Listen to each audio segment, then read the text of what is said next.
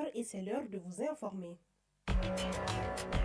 InfoCité, le journal de l'info de proximité sur la 95.2.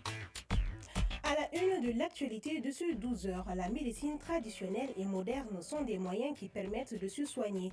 Elles coexistent dans notre société depuis longtemps et permettent aux malades de suivre parfois les deux traitements. Cependant, pour certains, concilier médecine traditionnelle et moderne n'est pas possible. Est-ce le cas? Vous aurez la réponse dans ce journal.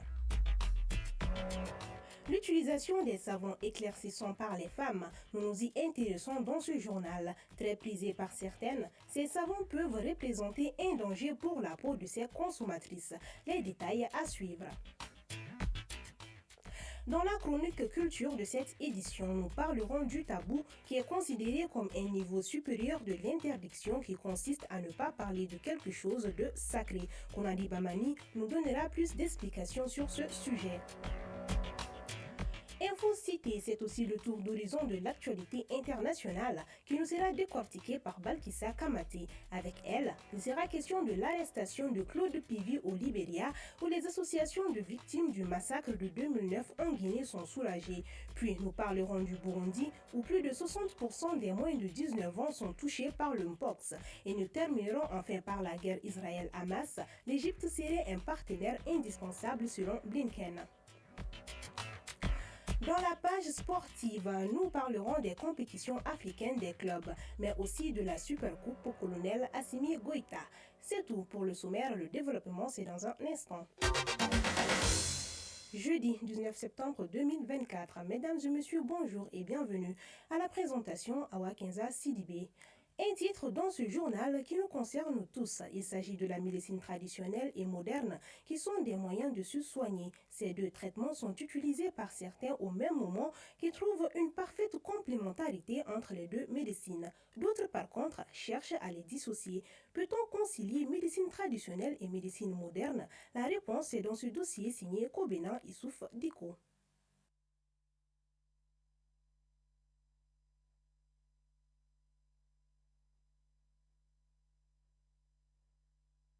La médecine traditionnelle et moderne, bien que distinctes, peuvent se compléter pour offrir des soins de santé plus complets. La médecine traditionnelle, basée sur des pratiques ancestrales, comme l'utilisation des plantes médicinales et les soins holistiques, prend en compte le corps, l'esprit et l'environnement. Elle est efficace pour la prévention et la gestion des maladies chroniques et le bien-être en général. Dr Nou Samasekou, thérapeute. La médecine traditionnelle et moderne, c'est quelque chose qui se ressemble presque. Il faut seulement compléter les choses. Parce qu'on a des maladies que la conventionnelle ne peut pas soigner, mais la médecine traditionnelle peut soigner. Et on a des maladies aussi que la médecine traditionnelle ne peut pas soigner, la médecine conventionnelle peut soigner. Et quand c'est comme ça, c'est deux choses qu'on doit travailler ensemble. La médecine moderne, en revanche, repose sur la science et la technologie. Elle se concentre sur le diagnostic précis et les traitements ciblés, ce qui a permis de grandes avancées dans la lutte contre les maladies graves et les infections. En combinant ces deux approches, les soins peuvent devenir plus complets. Dr Boari Haruna à l'hôpital de Luxembourg. Les deux peuvent se compléter dans le sens où les uns et les autres doivent comprendre que dès que le mal est là, l'utilisation de la médecine traditionnelle, si ce n'est pas dans certaines situations, elle doit être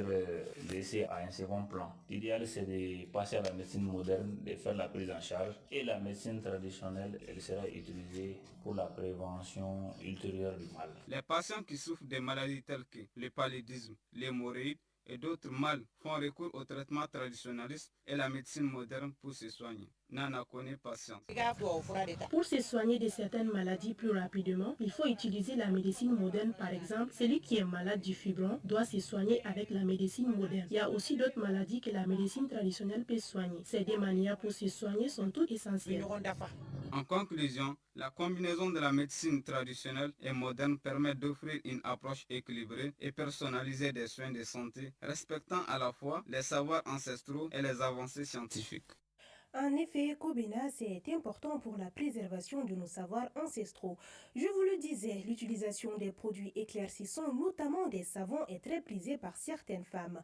Elles sont utilisées pour plusieurs raisons, se dépigmenter la peau, rendre son teint plus éclatant ou encore faire disparaître ses taches ou boutons. Cependant, cette pratique peut avoir un impact néfaste sur la santé de ses utilisatrices. C'est ce que nous dit Aïssata Silla dans ce reportage. L'utilisation des savons éclaircissants ne faiblit pas au Mali. Selon un constat, beaucoup de femmes maliennes ont d'ailleurs augmenté leur consommation de ces produits. Pour Mohamed Diallo, vendeur de savons éclaircissants, les femmes achètent ces savons généralement pour avoir une peau éclatante. Les femmes sont les plus fidèles consommatrices des produits éclaircissants. Elles les utilisent pour se donner une belle peau, mais aussi les prévenir des taches, des boutons et des fards, surtout en cette période de chaleur. Pour certaines utilisatrices des savons éclaircissants, le but est de se débarrasser des points noirs et d'avoir surtout un teint plus clair. Mieux pour Adam Daf, l'utilisation de ces savons est un synonyme d'élégance. Moi, j'aime bien utiliser les savons éclaircissants car ça m'aide à me débarrasser des boutons, des taches et surtout ça me donne un teint plus éclatant. Le goût ne se discute pas, certains préfèrent s'éloigner de ces pratiques à raison des effets néfastes qu'on peut rencontrer après une longue utilisation de ces savons. Moulay Haïdara, citoyen. Les produits éclaircissants sont pour moi le mal du siècle. Ces produits ont créé énormément de problèmes dans la vie de nos mamans, de nos sœurs, les Africaines. Tout récemment, nous assistons aussi à un phénomène extrêmement étonnant, que les hommes aussi sont devenus des consommateurs très très fidèles de ces produits. Aucun l'utilisent pour avoir une belle peau, mais d'autres aussi l'utilisent pour nettement changer les couleurs de peau. Et c'est extrêmement triste que nos sœurs africaines, nos mamans, veulent ressembler coûte que coûte aux occidentaux. La couleur noire est l'une des couleurs les plus magnifiques au monde. Et moi, je pense que c'est extrêmement injuste de vouloir changer cette magnifique couleur. C'est justement la raison pour laquelle je m'oppose radicalement et farouchement à l'utilisation de ces produits que j'estime qu'il faut tout simplement bannir de nos sociétés.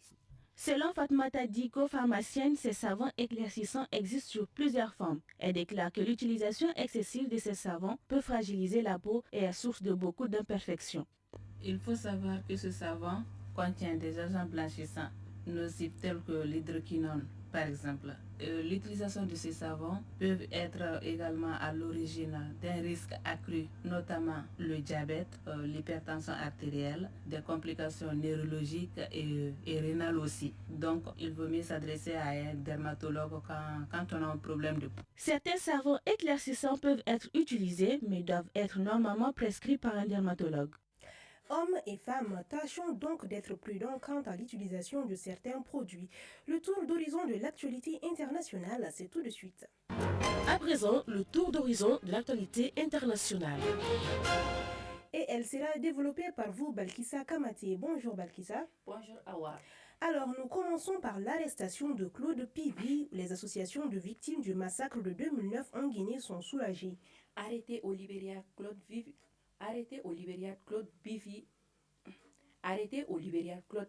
était l'homme le plus recherché de Guinée et condamné le 31 juillet dernier lors du procès des massacres du 28 septembre 2009. Aucune information n'a encore circulé sur la date et les conditions réelles de son arrestation par la police libérienne. Toutefois, les associations de victimes du massacre et celles de défense des droits humains se félicitent de cette arrestation. Ensuite, au Burundi, plus de 60% des moins de 19 ans sont touchés par le mpox. Alors que les élèves viennent tout juste de reprendre le chemin de l'école, le Burundi fait face à une hausse des cas de mpox chez les enfants scolarisés âgés entre 5 et 19 ans. Les jeunes âgés entre 5 et 19 ans représentent désormais 33% de cas de mpox au Burundi. Depuis le premier cas confirmé le 25 juillet dernier, le Burundi a signalé 564 cas de variole. Sont âgés de moins de 19 ans, plus de 1 million de suspects. Il y a 1700 alertes dans 34 districts sanitaires du pays. Les 3 districts sanitaires de Burundi sont espantés de l'épidémie. En Soudan, inquiète de la crise humanitaire, l'ONU exige la fin de la guerre. Le Conseil de sécurité des Nations Unies rappelle à la fin des violences au Soudan. Depuis plus de 16 mois, le pays souffre d'une guerre civile. Hier mercredi, la crise humanitaire qui frappe durement le pays était au cœur de discussions à New York. La situation sanitaire s'est détériorée avec la saison des pluies. 80% des hôpitaux ont cessé de fonctionner par la faute de médicaments. Selon l'ONU, 9 millions de personnes ont besoin d'aide humanitaire d'urgence. Enfin, nous terminerons par la guerre Israël-Hamas où l'Égypte serait un partenaire indispensable selon Blinken. Le secrétaire d'État américain Anthony Blinken a fait l'éloge de l'Égypte en tant que partenaire de la sécurité régionale. C'est à l'issue d'entretiens avec les hauts responsables du pays. S'exprimant lors d'une conférence de presse au Caire, Anthony Blinken a déclaré que l'Égypte reste un partenaire indispensable dans la recherche d'un cessez-le-feu à Gaza. Il a ensuite remercié le pays pour son engagement dans ce travail. Au cours de cette visite officielle, le chef de la diplomatie américaine a insisté sur l'importance d'un cessez-le-feu qui ouvrirait également des perspectives importantes.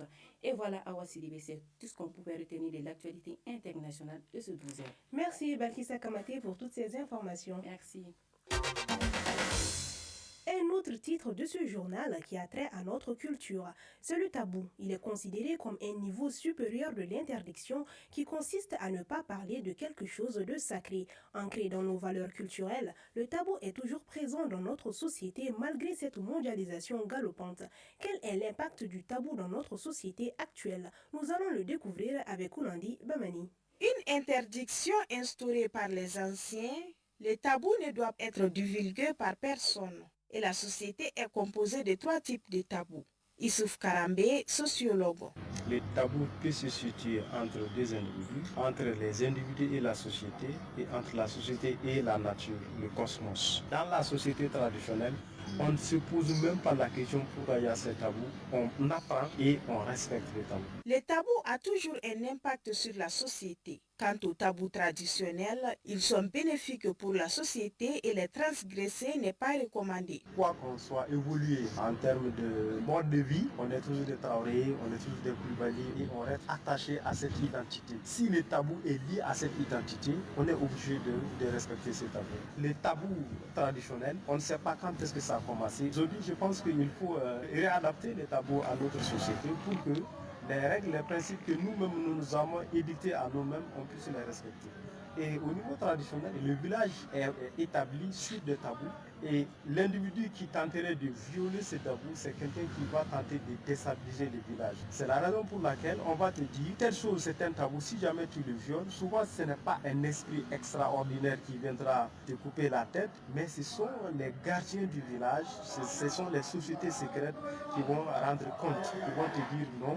Ça, ce sont des choses qu'il ne faut pas violer et ils vont essayer de faire mal à l'individu. Ça peut même amener à la mort. On va dire que c'est le poumon ou bien c'est l'esprit en village de nature.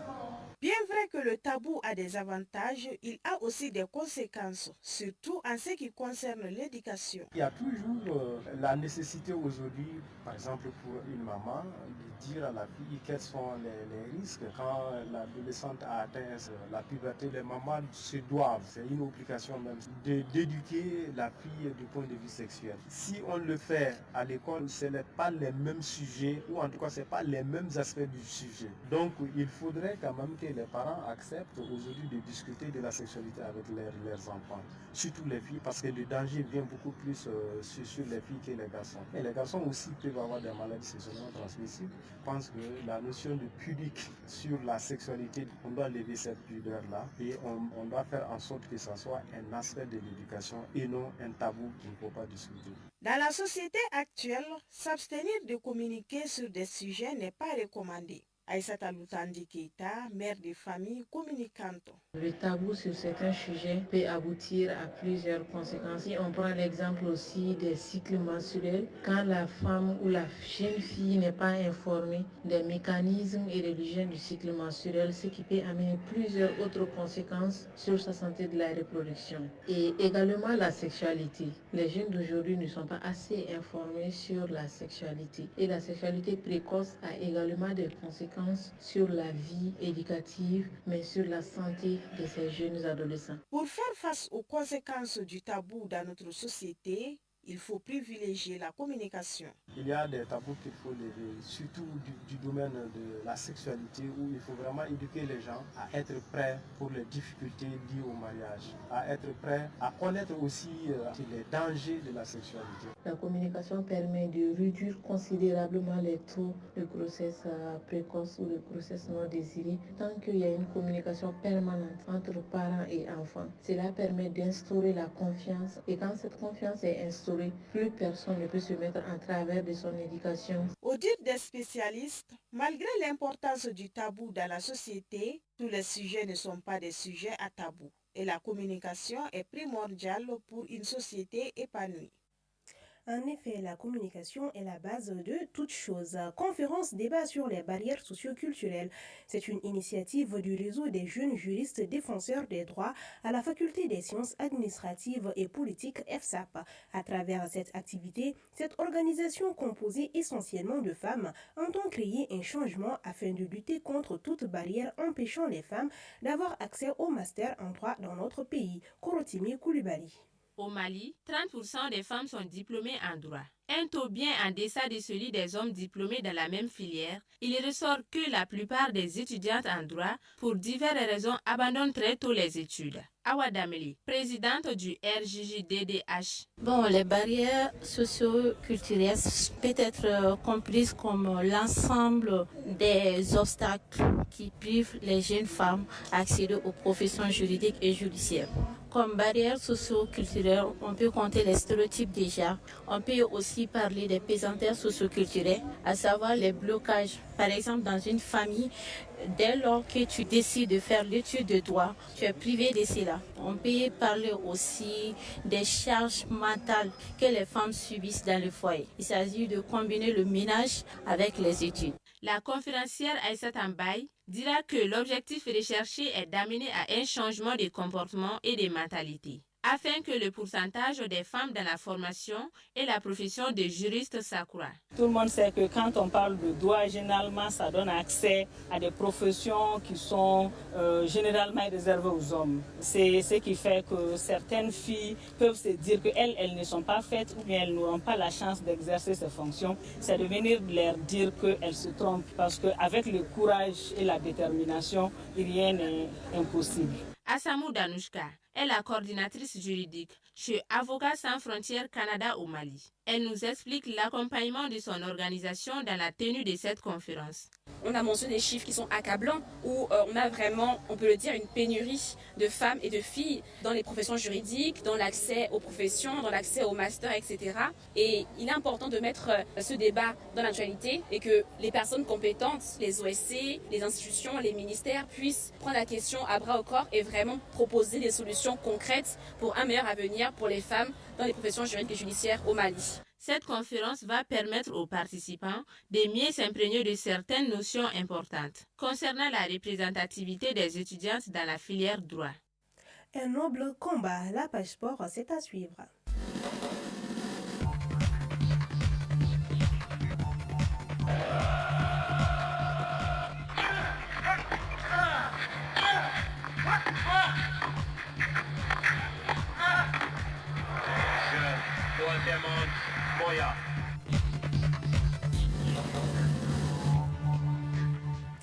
Football, compétition interclub de la CAF. Le deuxième tour préliminaire de la Ligue des Champions et de la Coupe de la CAF se joue ce week-end. En Coupe de la Confédération, le stade malien de Bamako reçoit demain vendredi les Libériens de Pénesville au stade du 26 mars de Yirimadio. On s'en souvient, les stadistes avaient perdu au match aller 1-0 au Libéria. Le coup d'envoi de la rencontre est prévu à 16h30 GMT. En Ligue des Champions, le Djoliba jouera dimanche contre l'Asco de Kara. Toujours football, cette fois-ci Super Coupe au colonel Assimi Goïta. La finale de l'édition 2024 se jouera demain. Elle oppose le CNT à l'équipe de Koulikoro.